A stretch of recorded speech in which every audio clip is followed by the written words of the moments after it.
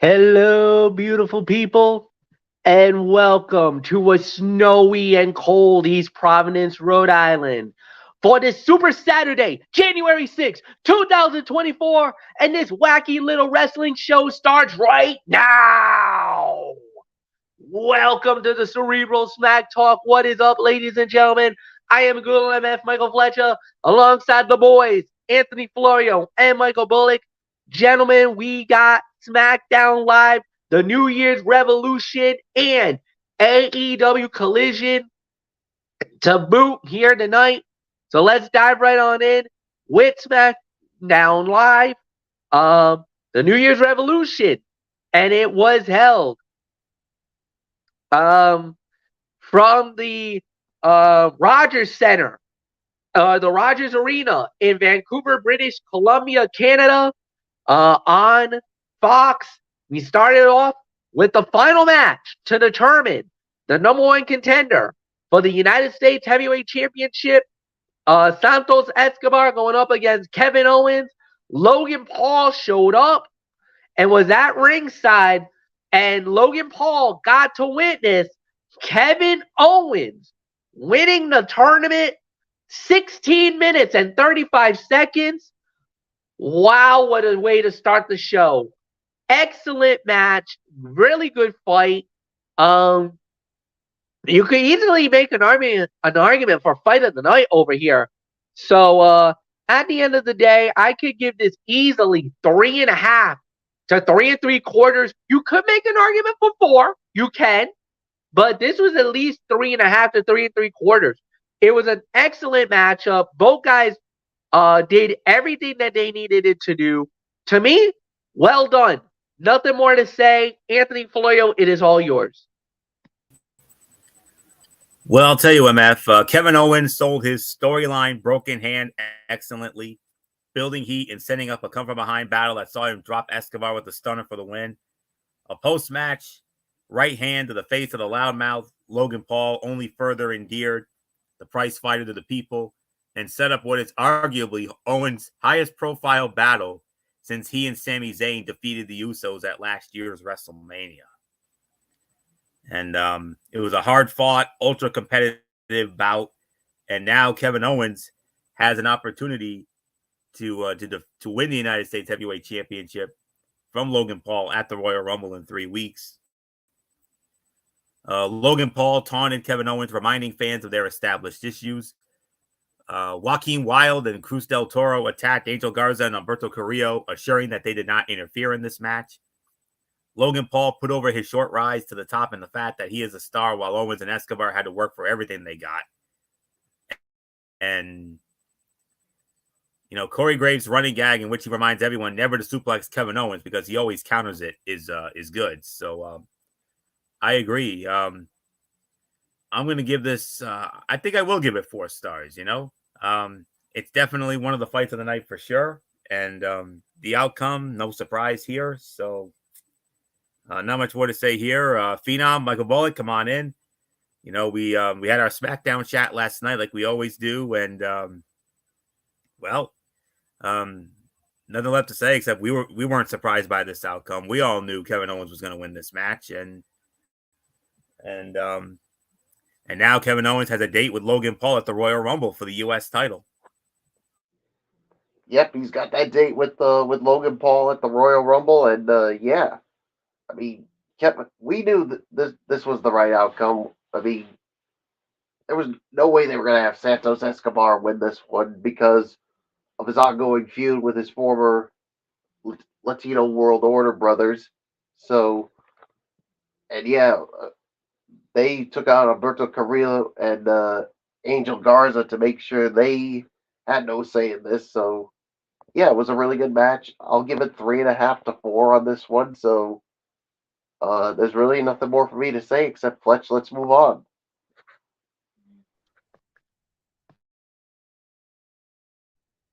Next fight in the evening we had was for the WWE Women's title on the line. It was Michin, Mia Yim, getting the shot, going up against the reigning champion, Io Sky. Io Sky wins the match in 10 minutes and 40 seconds. Anthony, it is yours. Absolutely. Another match where the outcome was never in doubt. I mean, Io Sky retained the women's championship with a win over Michin. I'll tell you what, in defeat, however, the artist known as Mia Yim shined. It was a rare, lengthy match for the talented competitor who has been underutilized to this point in her second run with WWE. She had great in-ring chemistry with Io Sky, and the result was a damn good match that should elevate her stock in the eyes of management and fans alike. In her highest profile match in months, she shined bright. The match was good, did not feature the predictable chicanery or interference, and the result was a quality showcase for both involved.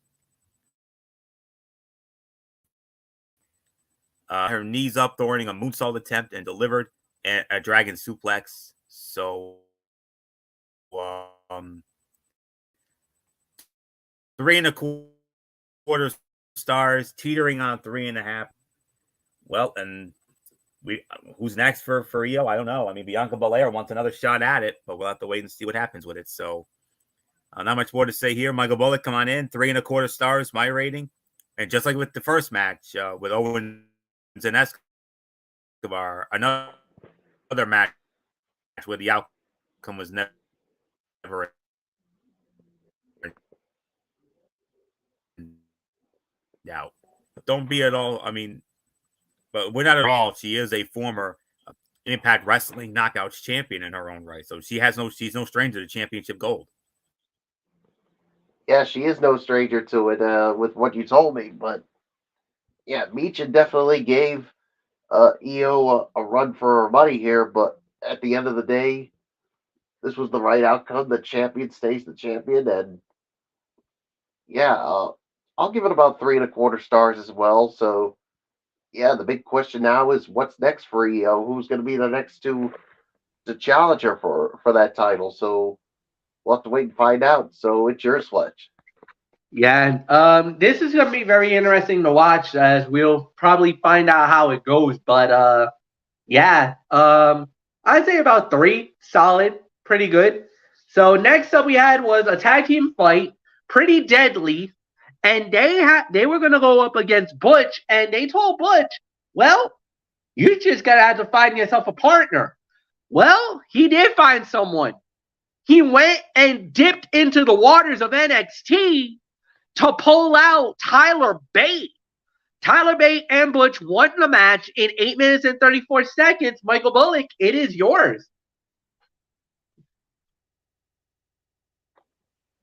Yeah, I mean this was a really good match, and yeah, I mean Tyler Bate, I mean he is the partner, and now the question is he a part of SmackDown for good? I mean, because if he is, my goodness, I mean what a huge addition this would be to your roster, Fletch. So, and then not a bad first to go for him on the main roster. I mean, he looked very impressive. So, I'll give this about maybe an even 3 stars on this one. So, what's yours, Fletch? This is about 2.75 to 3. Agree. Excellent performance. Very good match. Very good wrestling that we got.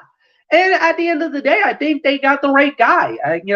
Tyler Bate is a great partner. Obviously, they're splitting up Rich Holland and Butch, and Tyler Bate is the necessary guy. He complements Butch in so many ways. Yes, these two guys had one of the best matches. Go out of your way to watch Tyler Bate and Pete Dunne in the UK. That fight was absolutely freaking amazing what they did. So there's really nothing more to add. And Anthony, it is yours. 2.5 to 2.75 stars. The SmackDown roster gets in Tyler Bate, a phenomenal professional wrestler who can hang with anyone and presents a new style for the blue brand. Partnered with Butch, the two can go on a run and establish themselves as one of the best tag teams in the world. With that said, the Butch moniker needs to go away. It's childish and no longer reflective of the man on the screen. This is Pete Dunne. We know it is Pete Dunne. And it is time WWE officially makes the change, because otherwise there is a definitive ceiling for a guy with his talent and that name. Tyler Bate and Butch move with such smoothness in the ring. More famous as opponents in the WWE universe. They made excellent tag team partners in this one. It took the fans a bit to get into this one, but they were right there with Butch and Bate after the win. And Corey Graves cited an identity crisis on commentary, and intentional or not, teased a potential return to the Pete Dunne moniker. So, not much more to say on that. 2.5, 2 3/4 of a star. So, and let me tell you guys, these two, who knows? Maybe if they keep going, at the rate they're going, who knows? Maybe, just maybe, they could be possible. This could be a possible dark horse team to watch for as possible challengers for the undisputed tag team championships in the Judgment Day. So, just saying. So, 2.5, 2 3/4. So, nothing more to say. MF, I believe it's main event time, and oh boy, high stakes, and you're not going to believe how this one ended. Well, here we go. So, it was indeed high stakes, as it was a triple threat match that would indicate the winner would get a shot at Roman Reigns for the undisputed WWE Universal Championship at the Royal Rumble event. And when it was all said and done, the winner of the bout, well, we don't have a time because apparently the fight got thrown out. Unfortunately, the bloodline came out and ruined the match. The fight gets thrown out.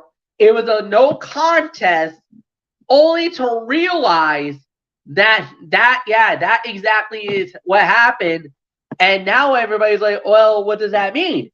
Nick Aldis was at ringside, and he was not happy. So he pulled Paul Heyman to the side and like, tell your tribal chief that when he gets to the locker room, let him know that your match now at the Royal Rumble is now a fatal 4-way. AJ Styles versus LA Knight versus Randy Orton versus Roman Reigns. Okay.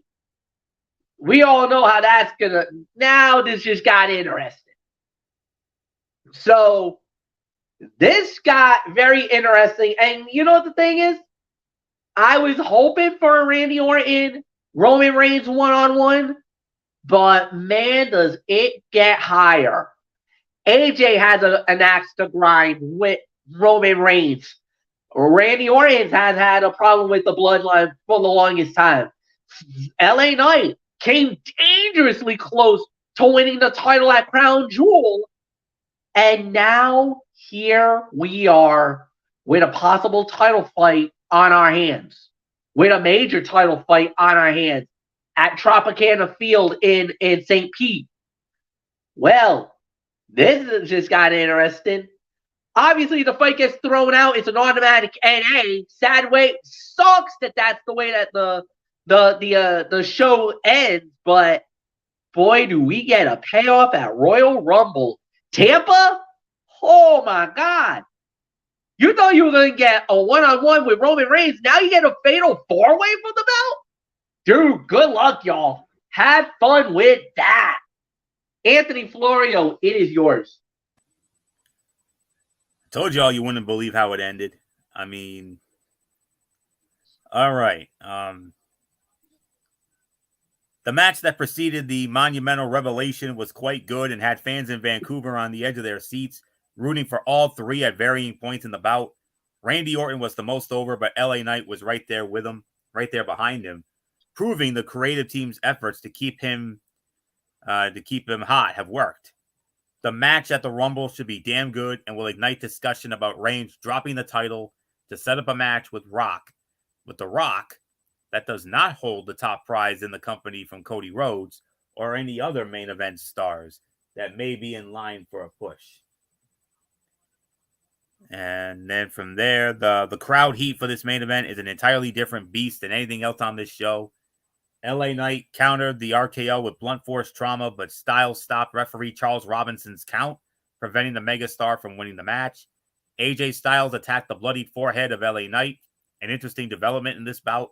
And Randy Orton delivered an RKO to a springboarding at AJ Styles, but LA Knight narrowly broke up the 3 count.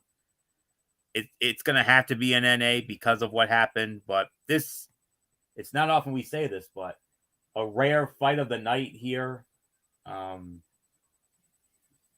So it's not often that the fight of the night is an NA, but it was here.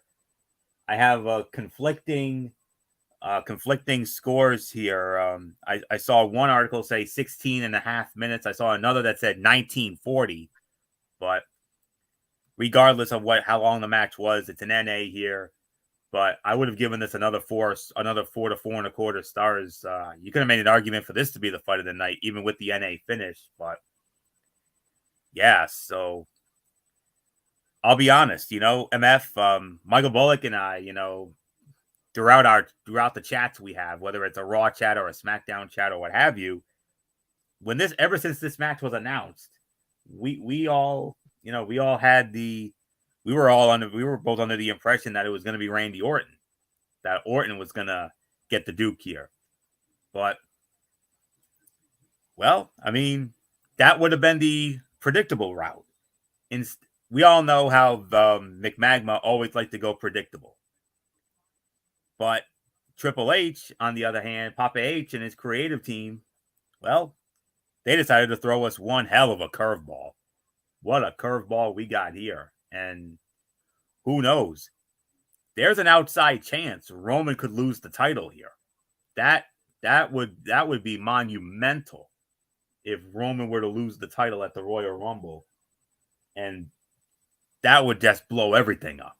That would blow everything to bits here. So this is something we're really going to have to think about.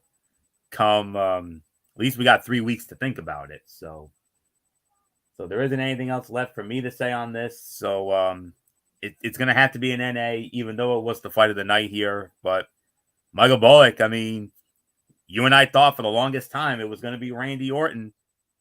No. Instead of having one challenger, Roman's got 3. Randy Orton, LA Knight, and AJ Styles. Fatal 4-way at the Royal Rumble at the Trop in Tampa. Now what? Yeah, and like you said, I mean, you know how we frown on predictable outcomes, but Triple H, he's been the guy with unpredictability, and he gave us one that no one expected, where he basically said, all right, now Roman's got 3 challengers at the Royal Rumble, and we're going to make it a fatal 4-way. Yeah, so this just got interesting. So I can't wait to see how this goes out. This goes at the Royal Rumble. But like you said, because, I mean, if it weren't for this, it would have been a 4-star match, but because of the fight getting thrown out, it's an automatic NA here. So nothing more to say. Let's get to our overall thoughts on this edition of SmackDown. Yeah, and you know what? To also harp on some stuff that didn't happen on this show, but we'll talk about it. Boy, did we get a surprise and then some on one of the segments. Obviously, Bobby Lashley and the Hurt Business talking about their vision in 2024, only to be interrupted.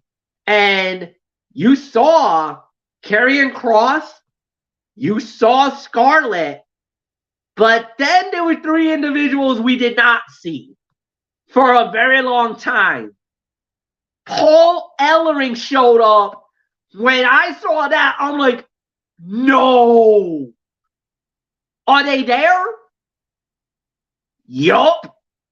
AOP, Arkham, and Razor showed up and they laid out the Hurt Business, man. They absolutely destroyed Bobby Lashley and the Street Profits. They all got left in a heap.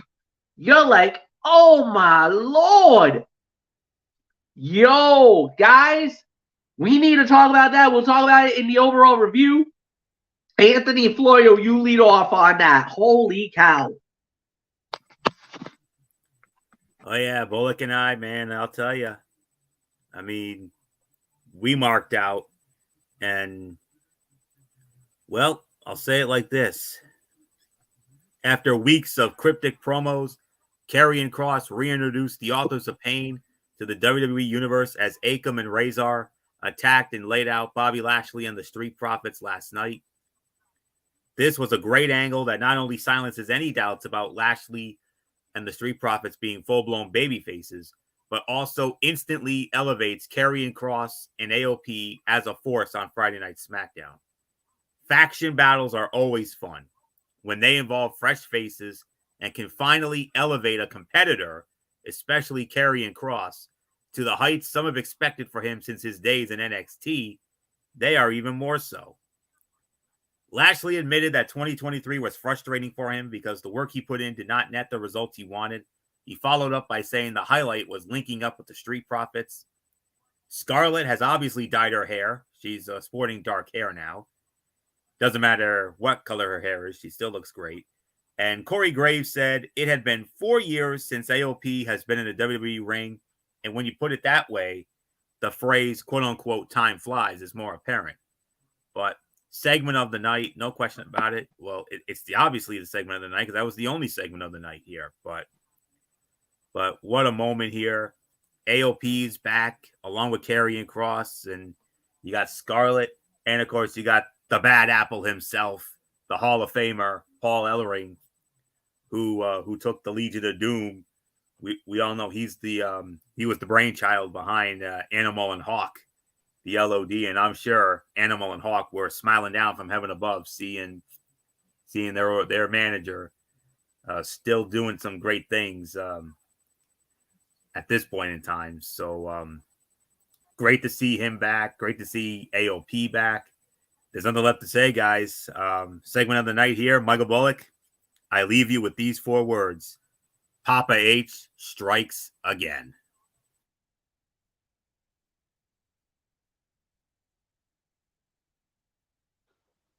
Did you rate it, Florio? No, there's no rating to this. This is just a talk of a segment. Oh, all right. I thought he gave a rating for the show, but yeah. I don't believe he did.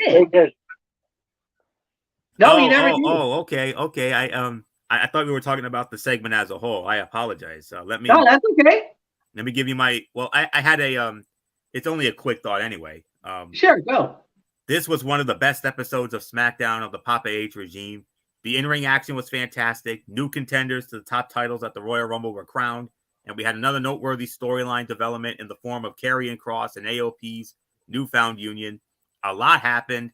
The anticipation for the Royal Rumble will be greater coming out of the broadcast, and it finally feels like we may be entering the home stretch of the Roman Reigns title reign or title run. More of this, please, and thank you. 8.5. All right, Bullock, now you go.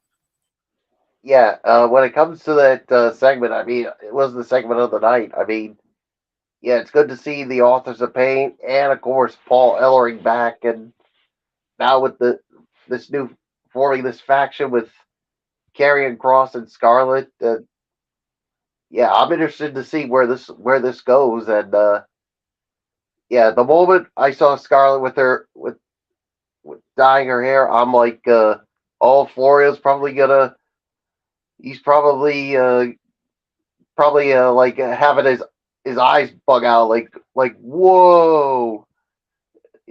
But then I'm probably like, all right, Florio, don't let me get a bucket of ice water and cool you down, because a la the ALS Ice Bucket Challenge, right? Yeah. Yeah, exactly. Yeah, because whenever he gawks at the smoke show, he's probably like, oh boy. So yeah, like I said, I can't wait to see how this new faction goes. And when it comes to this, I'll give this about an 8 for this edition of SmackDown. So it's yours, Fletch. Yeah, this is a solid 8 out of 10. I thought they did a really good job. I'm proud of SmackDown, man. You know, we knew Raw did really good with their day one event. We knew that SmackDown had to come with something. And Papa H and the boys did not let us down, man. This was excellent. Very good, to say the very least. I was very happy with the way that the show went. So really nothing more to add on that one, guys. So we're gonna dive right into AEW Collision.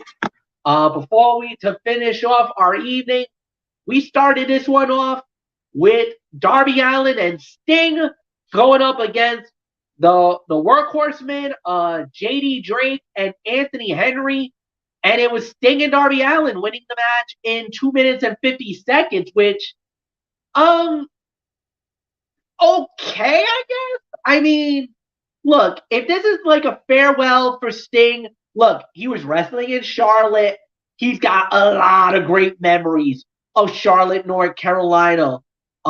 We all could talk about the days of the NWA, WCW, whatever you want to go. He's got some great moments in Charlotte. Ric Flair was there. He's a legend in Charlotte, North Carolina.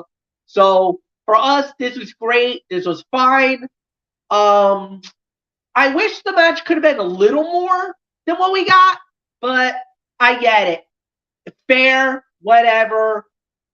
By default, worst fight of the night.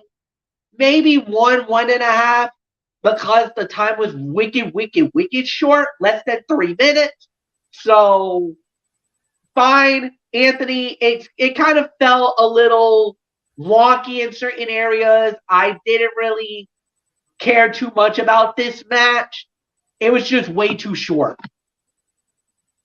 It was short, yes, but I thought it was a fast-paced match that only went about 3 minutes, but packed a lot into that time, I felt. Sting and Darby Allin picked up the win in a predictable but entertaining performance. What about that kick that Anthony Henry laid in? Did you see that kick, guys?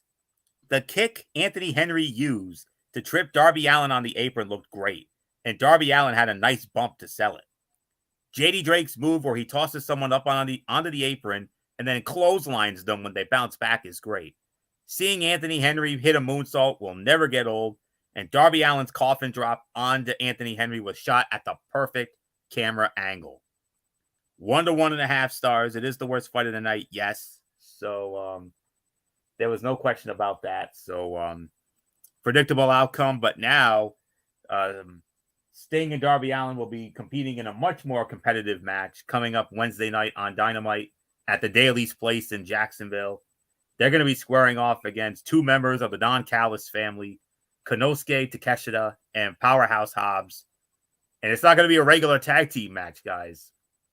It's going to be a Texas Tornado tag team match. You know what that means. So that match just got very interesting. So 1.5. It is the worst fight of the night. So Megabolic, obviously predictable outcome, but quick thought anyway.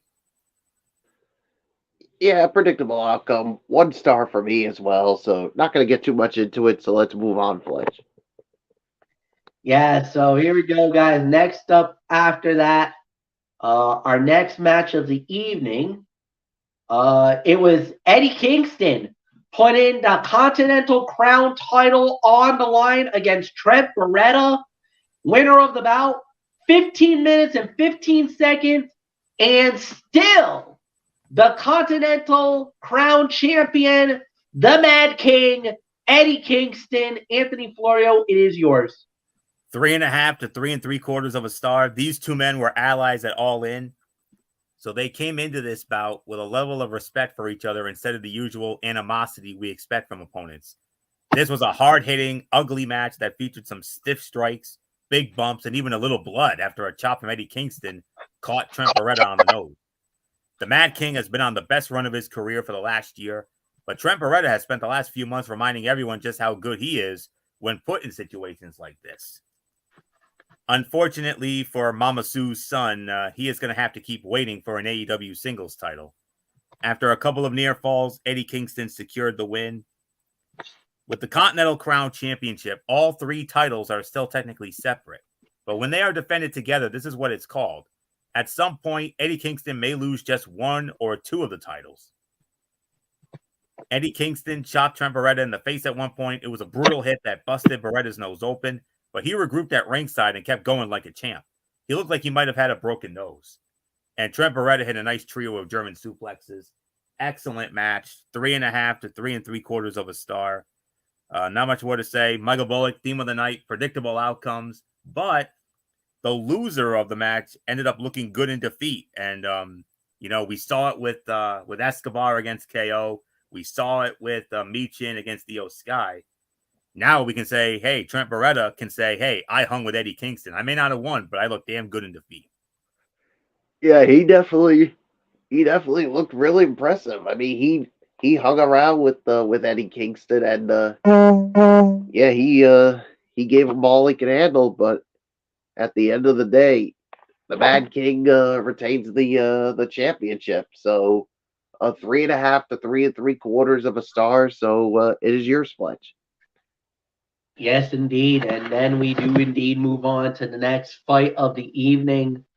It was Adam Copeland going one-on-one with Griff Garrison, along with Cole Coulter and Maria Canales-Bennett. All right. If Loyal is not about the smoke show Scarlet Bordeaux, everybody should know the original was Maria. Maria Canales was the original. Before Scarlet, before any other lady in wrestling, Ballet. this was the one that Florio was like. It was especially, and MF, you know this better than anybody. It was especially the days when she was a backstage interviewer for Monday Night Raw. Yes. Especially those interactions with her and John Cena. With Cena. Yep. Yeah. That was it. That was it for him. So but, yeah, I mean, it was her interviewing. I mean, that was the one that did it for me, because you all know I have a thing for nice girls. I dig the nice girls, that's what I do. I mean, I dig those girls that, like JR would say, are sweeter than Granny's homemade apple butter. That's what I would say on that. But even though I love that one originally, I love this more. I love the vicious and mean side of her even better. I really do. And I was honestly saying to myself, I thought she would have been a part of that Undisputed Kingdom, because she's got history with, well, obviously Mike Bennett, her husband, and Matt Taven. She's got history with them too, and of course Adam Cole. So I thought she has been trying to spread her wings a little more, especially in Ring of Honor. If you follow Ring of Honor, she has actually been trying to court Griff Garrison for a while now. And Cole Carter. And Cole Carter, yeah. So she kind of gave him an offer that he couldn't refuse. And I wonder what Brian Pillman Jr. I wonder what Brian Jr. was thinking when he saw his former partner in this match. Well, I guess we'll have to find out sometime in the near future.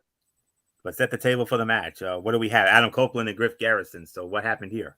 So Adam Copeland won the match in 6 minutes and 40 seconds, which I believe this actually does get passed off to Michael Bullock, I believe. Yes. Oh, I jumped the gun. My bad. I made a mistake. Welcome to my world. Speaking of Mike Bennett and the Undisputed Kingdom, it was actually the Kingdom, the Ring of Honor, the brand new Ring of Honor World Tag Team Champions, Matt Taven and Mike Bennett. They actually had what they called a proving ground match. They went up against Commander and Brian Keith, and it was the Kingdom winning the match in 8 minutes and 38 seconds. So it's all yours. Yeah, I mean, I thought this was a good match here, a good first match for them as the Ring of Honor Tag Team Champions.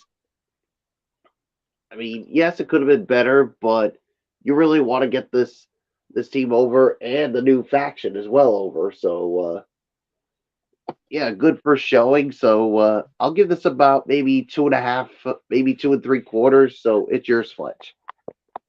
Yeah, this was about 2.5 stars. Really nothing more to say. It was a good performance by the champions. Look, I've been following Taven and Mike Bennett for a long time.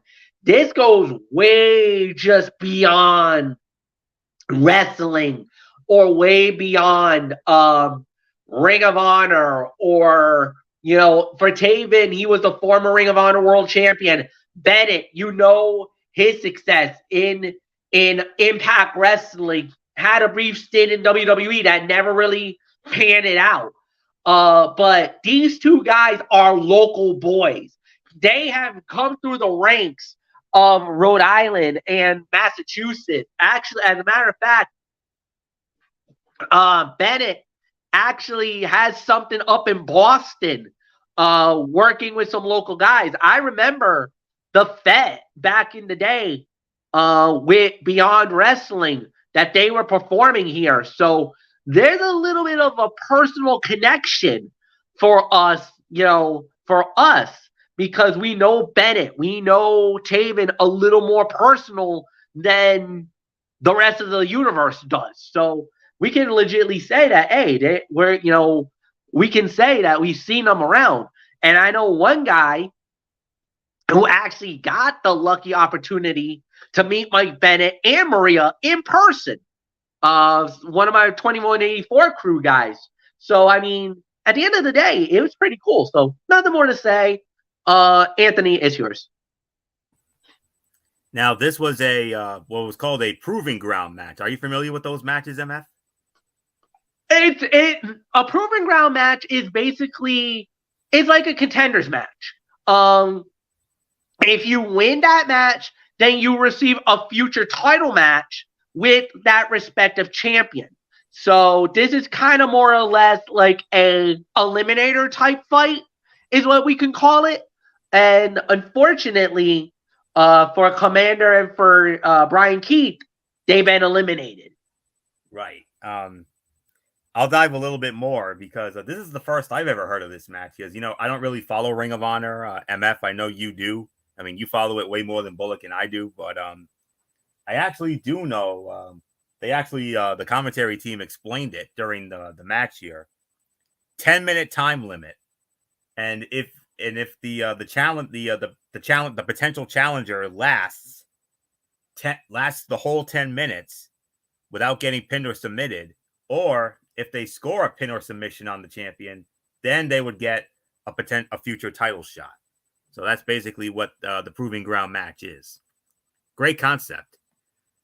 Brian Keith and Commander were put into a Ring of Honor World Tag Team Championship proving ground match tonight against the current Ring of Honor World Tag Team Champions Mike Bennett and Matt Taven of the newly created Undisputed Kingdom. Love that name, by the way. Had Keith and Commander won this match outright or lasted the whole 10 minutes, they would have earned a title shot in the future. This match was designed to give the newly crowned tag team champions a victory to make them look strong, but it was not a total squash. Brian Keith and Commander are talented competitors the crowd has gotten a chance to know, so they were able to put up a good fight. Crowd was more invested during the second half once the highly skilled luchador started doing luchador stuff all over the place. Keith and Commander almost took the champions all the way to the 10-minute time limit, but Taven and Bennett scored the win with less than a minute left. Brian Keith has been all over Ring of Honor and AEW programming lately. He should definitely get a contract soon. And there was something wrong with the audio after the commercial break. The commentators had an echo in their voices. But other than that, 2.5, 2 3/4 of a star. Nothing more to say. Now it's Adam Copeland against Griff Garrison, MF. And it was Adam Copeland winning the match in 6.5 minutes. So, Anthony, it's yours. About 2.5 here as well. Well, first, Adam Copeland came out to talk about how he defeated Christian Cage for the TNT Championship last Saturday night at the World's End pay-per-view, but was screwed over when Killswitch gave his contract for the title shot to Christian Cage following the match. He issued an open challenge for somebody to step up and fight him.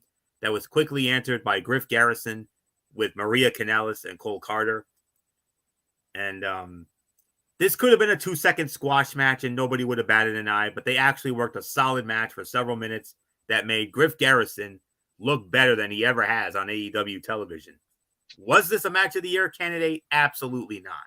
But it was a legend giving an up-and-coming star a chance to prove himself in front of thousands of fans. Copeland earned the win and managed to fight back against Cole Carter after he tried to interfere. Carter's boot almost caught Copeland on the head when he went for a 450. I know a lot of people are saying no big surprise when I say this, but Maria Kanellis should be on AEW TV more often. She's a great presence. And Griff Garrison needs to smooth out some edges, but he has a lot of the fundamentals down. 2.5 stars for this one, so nothing more to say here. Michael Bullock, theme of the night, yet again. Predictable outcome.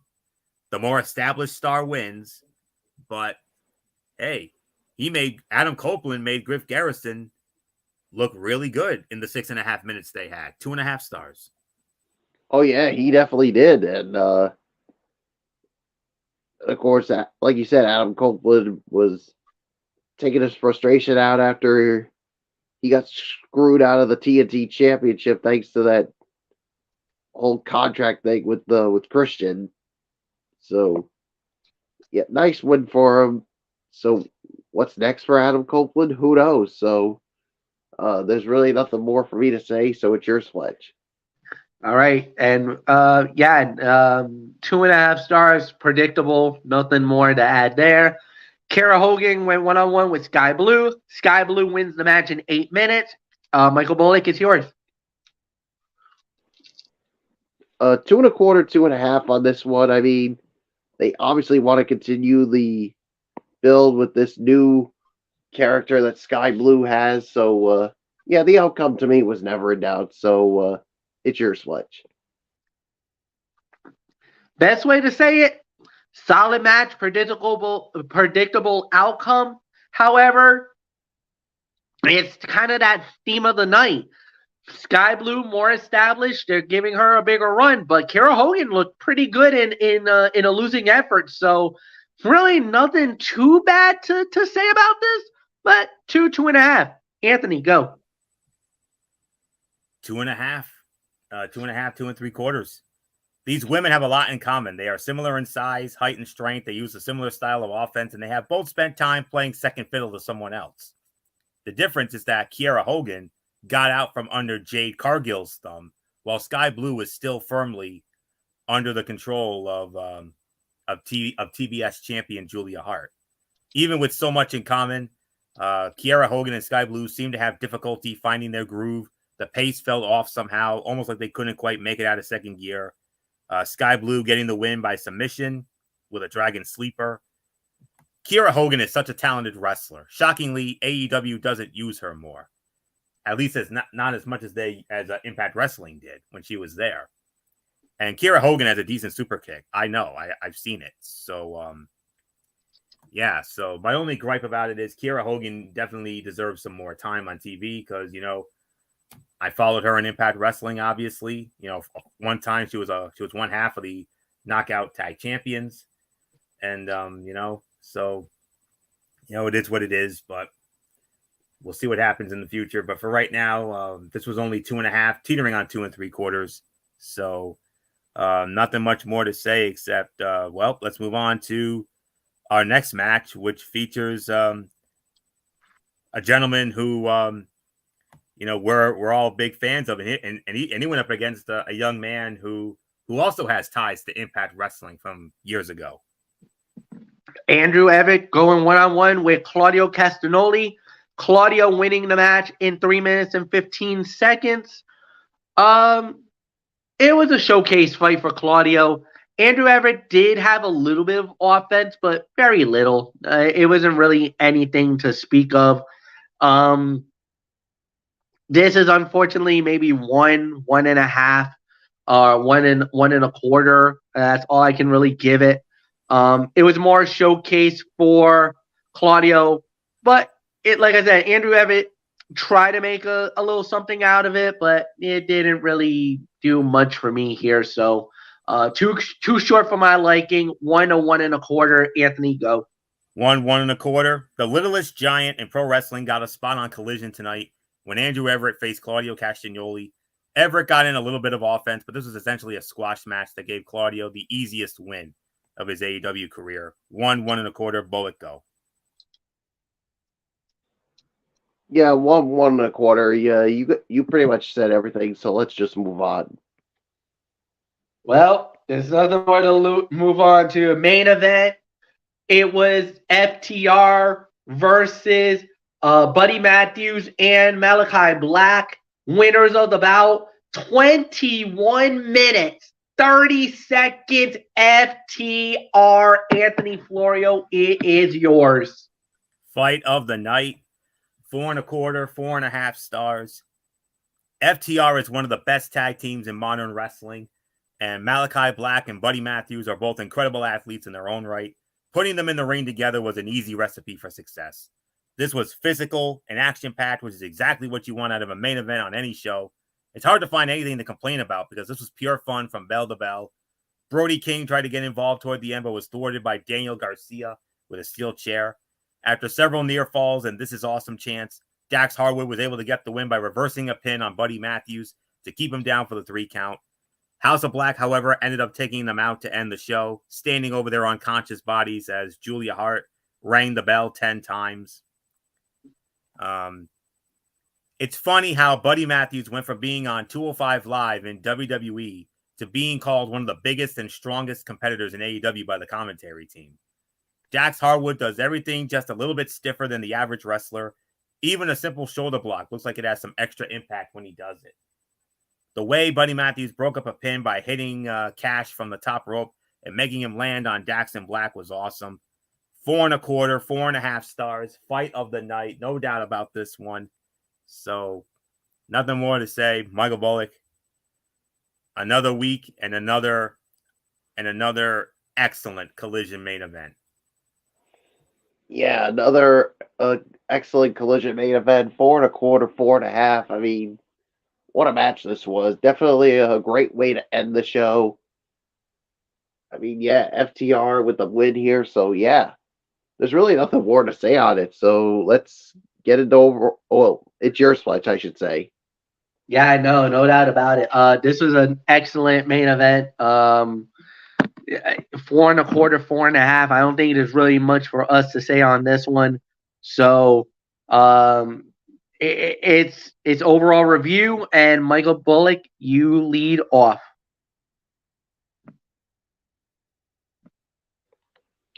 I'll give this about maybe 7.5 to 8 on this one. I mean, you had some short matches, but then again, you also had some good to great matches here. So 7.5 to 8 for me. It's yours, Fletch. 7.5 to 8, no doubt about it. Anthony, it is yours. Yes, indeed. I'm right there with you guys. 7.5 to 8 as well. A 2-hour wrestling show often feels like the perfect length, and episodes like tonight's Collision illustrate why that is true. Tonight's show moved along at a brisk pace, but still made time to make sure every segment felt like it had the time it needed. A couple of the matches felt like filler, but every show has that. What matters is that it was entertaining filler, like watching Claudio Castagnoli destroy Andrew Everett, or the tag team match with the Kingdom, defeating Brian Keith and Commander. Fight of the night, obviously FTR versus House of Black. It's not even a close race, although Eddie Kingston and Trent Beretta put on an enjoyable bout earlier in the show. 7.5 to 8 out of 10. Nothing left for me to say except take us home, MF. All right, and we are indeed going to get on out of here, guys. The next time we do this is Monday night for Ridiculously Raw, hosted by Anthony Florio at 11 p.m. Eastern. It's all about Monday Night Raw. And I do believe this is going to be the week of the first major show of the year for TNA? Yes, it is, MF. Yes. Monday night, Ridiculously Raw, Tone 25, 11 p.m., immediately following Raw. We will review Monday Night Raw, of course, as we all know, as we continue on the road to the 37th annual Royal Rumble. Wow, 37 years. Amazing. And then on top of that, special Tony's Take, as I will be setting the table for the return of TNA Wrestling, TNA Hard to Kill, the pay-per-view, January 13th. I'm going to set the table for all of that come Monday night. So nothing more to say. MF, hit us with the rest of that future content if you would. All right. And then after that, on Tuesday, on Wednesday, I should say, it is all about on Wednesday. I should say on Wednesday is Wednesday Night Madness at 10:30, as we're gonna see that. Then on Thursday, on Friday, it's the preview for the playoffs. We're gonna be covering Super Wild Card Weekend. On top of that, then on Saturday, 1 week from tonight, we do it all over again with another episode. With another episode of this beautiful show here. So there's really nothing more to say here. We are done. For Anthony Florio, for Michael Bullock, I am Golem F. Michael Fletcher, saying, you know what? Here, like a friend, tell a friend, say something nice, might change their actual life. Thank you for watching. Like the video. Leave a comment at the bottom. Share with all your friends on all the social media platforms. Hugs and hand pounds. We are out.